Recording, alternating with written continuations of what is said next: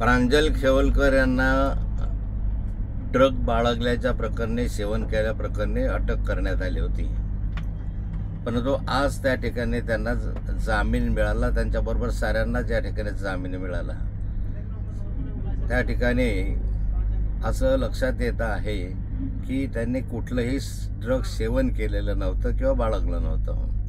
तरी त्यांना खोट्या आरोपाखाली या ठिकाणी रेव पार्टी केली म्हणून सांगण्यात आलं. प्रत्यक्ष ती रेव पार्टी नव्हती. 5 जण 7 जण एका घरामध्ये बसले ती रेव पार्टी होऊ शकत नाही.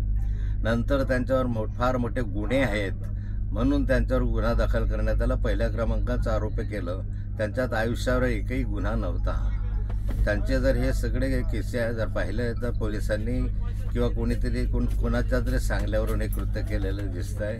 आणि या ठिकाणी त्यांना या ठिकाणी जे सोडून देण्यात आलेलं आहे त्याच्यामध्ये आणखी न्यायालयामध्ये खटला चालेल. त्या माध्यमातून ते निर्दोष सुटतील असं मला विश्वास आहे. पण महाराष्ट्रामधलं राजकारण कितल्या खालच्या स्तरावर गेलेलं आहे याचं हे उत्तम उदाहरण आहे.